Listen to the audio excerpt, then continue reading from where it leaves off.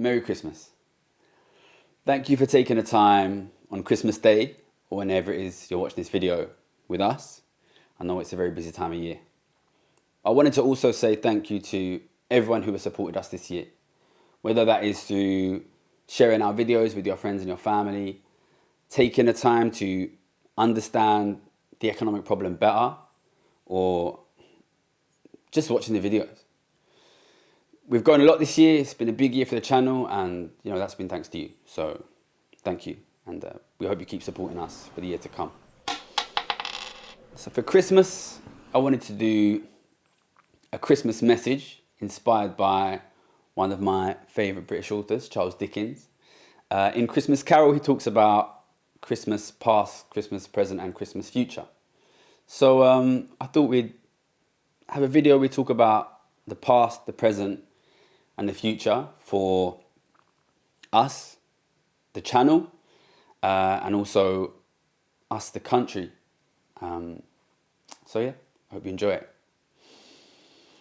So for the past, what I wanted to do was talk a little bit about why we started this channel, because I don't think we've done that yet on the channel. Just took the time to speak with you, the viewers, about why it was that this got started. So most of you will know that I was a trader for a long time, and I was a successful trader.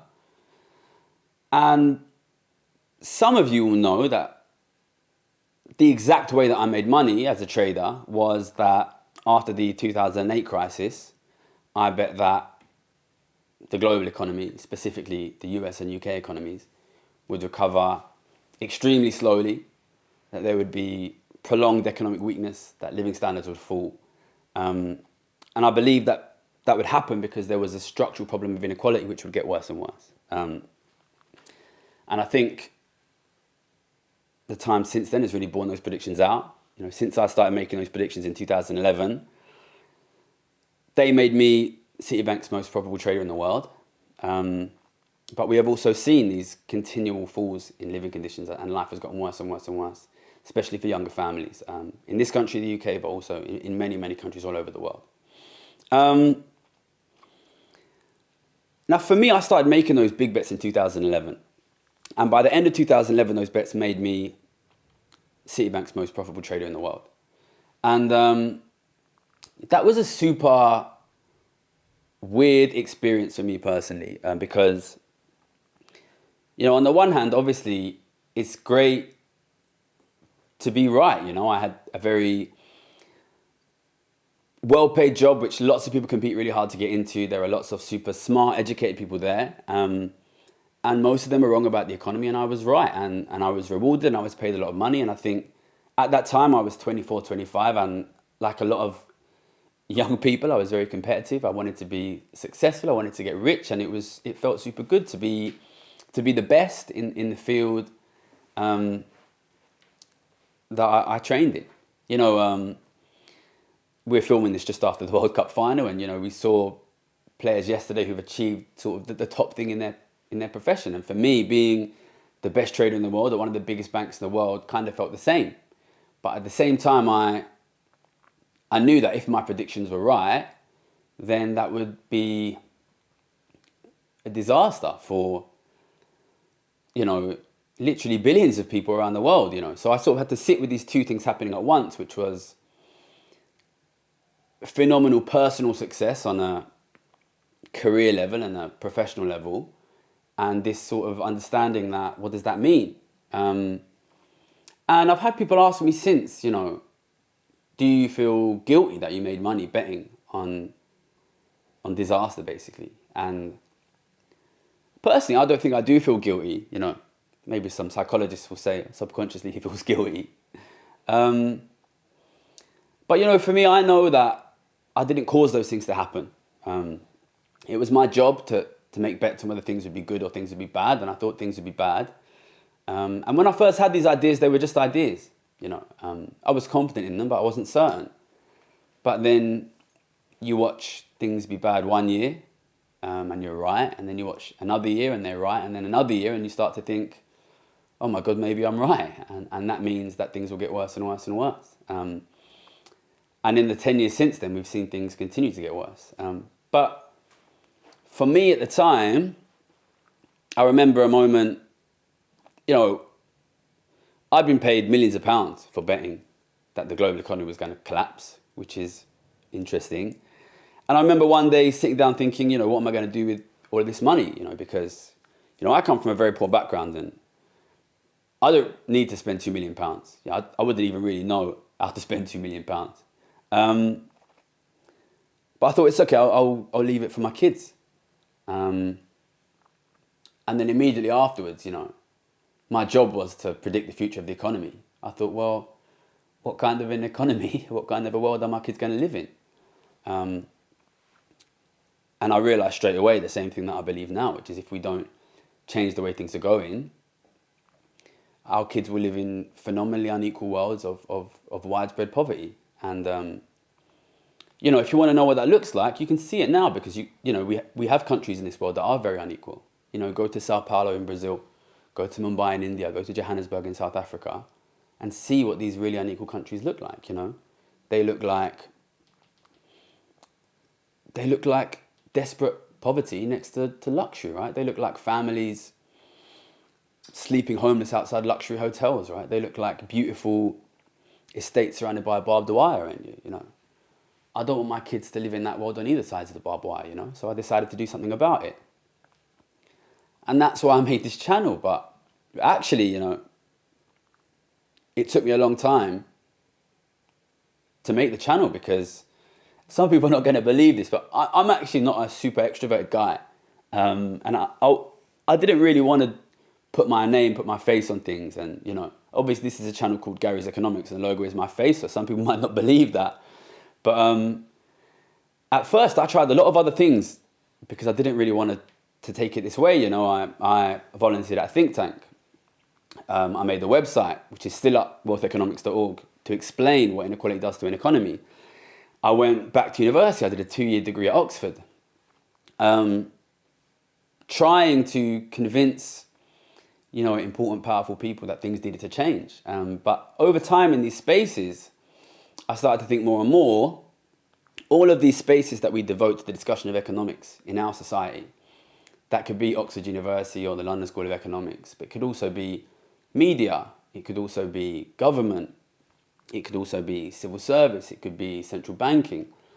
All of these people who are supposed to be dealing with our economy, and I looked around a lot of these spaces, in most cases they are filled with wealthy, posh people from wealthy, posh backgrounds. And the problem with an inequality crisis is it doesn't hurt everybody, right? Inequality crises hurt the poor a lot, and they hurt the middle, but in general they're really good for the rich.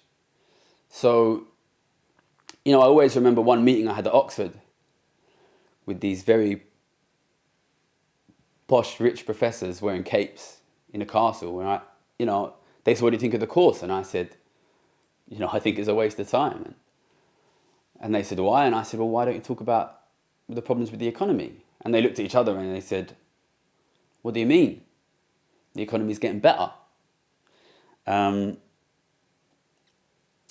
I couldn't help but hear those two missing words, you know, at the end. The economy is getting better for us. And that is why I decided to start a channel which talks directly to ordinary people, because I don't think that the rich, who are often, in many cases, benefiting from the system, are going to put their hands out to help you. It's going to have to be you. It's going to have to be us, right? You know, and that's why I made this channel, because I think it's important there's a space where ordinary people can become educated, can understand the situation, can use that knowledge to reach out and bring us all up and fix the system which if not fixed, will drive us all down. Okay, and that brings us to today. So let's talk about Christmas present. Listen, there's no way we can talk about the situation today without being totally realistic about what's happening. This is a difficult Christmas for a lot of people. And I know for a lot of you watching out there, this is going to be a difficult Christmas for you and for your family. And I want you to know that I'm aware of that. But what I want to talk about, what I think is the most important thing for everybody watching this video to understand is that crises of inequality affect different people in society very differently. So we're going to go through a group of different people and talk about how Christmas and the economy is looking for them. Okay, so first let's talk about people who are really struggling. And that's a lot of people. You know, I think we're talking about 30, 40, 50% of people now really who are looking at things like, can we really afford presents? Can we afford heating? Can we afford food? You know, I know what's happening. I know what's happening. You know, I know that there's parents out there that are skipping meals so the kids can eat. I know that's happening. And the kids come home and they tell the kids, oh, we already ate before you came home, but they didn't eat, you know. I know what that feels like. You know, I know that's happening. And if you are out there and that's you, all I want you to know is that, first of all, what's happening, it's not your fault. You know, this is a systemic issue which is designed to basically guarantee that tens of millions of people fall into poverty. And I'm sorry that that's happened to you. We ain't ever going to ask anything from you on this channel. You know, we do this so that you can be supported. Yeah. And just know we're going to keep fighting. We're going to keep making things happen. But it's not just the poorest who are being hit here. Many, many families who would consider themselves completely average in the middle are being hit as well. You know, they're looking at situations where they're thinking, you know, what are our futures going to be like? You know, maybe you own property and you're thinking, you know, I wanted to give my property to my kids, but now I'm going to have to sell it to support my retirement because the cost of things are going up so much. So you're looking at families who never considered themselves poor in the past, being scared that they're going to lose their property, that they're going to slip down. And if that's you, I want you to know, I understand, man. I understand. You know, we do this for you as well. You know, this is the reason that we do this is because we can see that this is a system driving ordinary families into poverty. So yeah, we're going to keep fighting. And what I would say to you is, you know, this is for you. And this is, I wish I could tell you things were going to get better, but I think they will only get better if we manage to achieve the political change that we need. And you know, now let's talk about people who are slightly better off. You know, maybe you got better jobs and higher incomes. And I know that even many of those people, especially young people, they're looking at their future and they're thinking, you know, even me, maybe I earn 2-3 times average income and I can't afford a home. You know, especially if you're living in a place like London, that's very expensive. You're thinking, how am I ever going to be able to have a family, have kids? So I want you to know, like, just because you're earning above average income, and you know, this channel is about taxing the rich, we're not shooting for you. You know what I mean? I was in that space as well. I worked hard to get a good job and I come from poverty and I wanted to make money and I wanted to own a home. And what we want is to create an economy where ordinary people can buy houses and have families and even, you know, even be rich to a degree. You know, we are on your side. We are for an economy where working people can afford good quality of life. And now let's talk about the rich. Because as we know, I've spoken about a lot on this channel, the last 3 years have seen £600 billion transferred from the government to the richest, seen the fastest and quickest ever increase in millionaire, billionaire wealth in the history of the country. Never have the rich been as rich. Never have the rich benefited so much so quickly. So if you're rich and you're watching this channel, I would like to say, you know, well done. I'm rich too. Congratulations. Listen, nobody's excluded from this space. You know, we're going to try and build this. You know, at some point we might need to hire staff. At some point we might need funding. You know what I mean? So at some point we might be out there looking for money as well. And I ain't saying everybody is allowed to, you know. I'm a member of Patriot Millionaires, you know. I went to Chile with the Patriot Millionaires, you know. These guys are millionaires and they're fighting the same fight as us to make the system more equal. So just because you are rich, you shouldn't feel guilty for being rich. But what you should feel guilty for is if you support a system which is driving tens of millions of people into poverty. You can be as rich as you like, but you need to support this message. Because if this keeps going, you're going to destroy the basic fabric of this country. So look, you're welcome here, but you need to support a system that is fairer. But the reason I wanted to lay out all of these different groups in society is because most people, 70, 80 people, 80% of people right now are scared, and they're legitimately scared. Because 70, 80% of the population is getting poorer quite quickly. And that's scary. You know, when your family is getting poorer, you're looking at your kids and you're thinking, damn, my kid's going to be safe. You know, they're going to be able to have a family of their own. And when we are in that situation where everybody's getting hit differently and everybody's in a different position, but everybody's scared, that creates a dangerous possibility for parts of the media, which in many cases are owned by billionaires, to point at you and say, listen, the reason you're poor is because of them. The reason you're poor is because the railway workers want a pay rise and they want to get the money from you. The reason you're poor is because refugees are coming over on boats. They're competing for your jobs. You're seeing it. You're seeing it in the news. But it's not just that, right? It's not just that. They're telling the rich, you know, your pensions are going to be hit. They're telling the old, your pensions are going to be hit because young people want more state services. They're telling the young the reason that you're poor is because older people are owning all the houses. You know, they're telling people up north it's because the money's all in London. And they're telling people in London, oh, it's because the north is draining your tax resources. Because everyone is in a different situation and getting hit differently, it creates an opportunity for the media to try and create division and drive us against each other. You're seeing it in the media now with regards to the treatment of the strikes. Look, who's going on strike here? It's nurses. It's ambulance drivers. It's railway workers. It's postal workers. Like my dad. My dad worked for the post office, you know. These are ordinary people on ordinary wages in the vast majority of cases. And that is the same as you. You know, these people are like you. Ordinary people who are scared because they're seeing their living conditions fall. And many sections of the press, owned by extremely wealthy people who are seeing their wealth skyrocket, want the status quo to stay the same, are telling you, you know, it's because of them. And I want to avoid that. And the reason I want to avoid that is because that will affect what happens in the future. And that brings us to the last section, which is the Christmas future. Now, look, I'm good at the future. You know, kids that look and sound like me that come from East London don't get paid millions of pounds to predict the future in them skyscrapers in Canary Wharf unless we're good. I'm good at the future. And let me tell you what the future could be like if they win.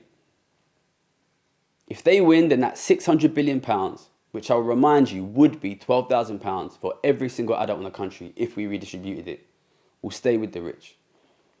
They will use that money to buy more stuff, driving up prices, which means your standard of living will fall. They will give that money to their kids. And then when your kids go out to buy houses, they'll be competing with kids from rich families who have 200, 300 grand in their pocket from mum and dad. Your kids will not get houses. When you get older, everything you need for your retirement will be more expensive. Then you'll have to sell your house to fund that retirement. And property owning families will never own properties again. The rich, as they get richer and richer, they'll buy more media to convince you that they don't have to pay taxes. They'll pay for more tax accountants to get out of the taxes they do have to pay. That means no money for public services. The NHS will be dismantled. Education will be dismantled. That will be the future for this country if we don't deal with this massive increase in inequality. But another future is possible too. What does that future look like? You know, there was a video that was put out by joe.co.uk. I think we'll try and link it in the description. And I was in South America last month talking to the Chilean government. And somebody sent me this video, they tweeted it. And it's a guy, I guess he's from Newcastle, he sounds like he's from Newcastle, who was at a rally in Newcastle. And people asking him what he thought. And he was saying, look, this crisis is a disgrace because as we're struggling to heat our homes, the rich are getting richer like a crazy amount. So much richer they're getting. And I was watching, I was thinking, yes, this is what I want to hear people saying. And then he said, you know, if we took that money back, if we redistributed it, we could give every single person £12,000. And I was thinking, like, this guy's watching the channel. And then he turned around and he said, have you been watching Gary's Economics? This guy, Gary Stevenson, he will explain it. Look, for me, obviously, I felt a great sense of pride. But also, this is why I do this. I do this because if ordinary people understand what's happening, then they can share the basic understanding, the basic facts with their friends, with their family, with their community, with the media. And then everybody can understand. If everybody knew that if we were to tax the rich just enough to make them as rich as they were at the beginning of COVID, we could give every single adult in the country £12,000, then it would be obvious how to fix this crisis. The reason people accept that is because they don't know. And if people knew, if people understood, then we could fix this. So for me, another future is possible, where instead of inequality rising and rising and rising, and living standards falling and falling and falling, we start bringing inequality down, and living standards start to rise. Those assets start going back to ordinary working people, so that if you work hard to your income, you can afford a home. You can even afford to get rich. We can move back to a society like my parents lived in, where ordinary working people are able to get rich from their work. That's possible, man. Your kids and your grandkids can live in a world where life is good, where things are affordable, where housing and families are affordable for ordinary working people. So listen, we're going to keep working towards this. I promise you that. I'm going to keep pushing and pushing. I'm not going to stop. And I know that many of you, even those of you who are struggling, want to help. And I know that because I get those messages every day. And I would like to say how much I appreciate those messages, and the people that see me in the street, the guy who saw me in Lidl. I appreciate all of that. You know, I appreciate all the support. Keep doing it. And I wish I could reply to all of you, but I can't just because I'm too busy. But I will keep pushing. And I know a lot of you want to help. And sometimes when I get these messages, it's a bit overwhelming for me because I feel like I wish I could give you things to do, you know. But at this stage, I just want you to support and help grow. But in this one instance, on Christmas, I'm going to ask you to do something. And look, it's Christmas today, so many of you are going to be spending it with your family or with your friends. And I want you to take the time today, if at all possible, to reach out to somebody or the people who are closest to you, and just let them know that you are there for them and that you care about them. The reason I say that is I honestly believe whether we win this fight or whether we lose this fight is going to be about whether the billionaire-owned media is able to convince us to be divided and to hate each other.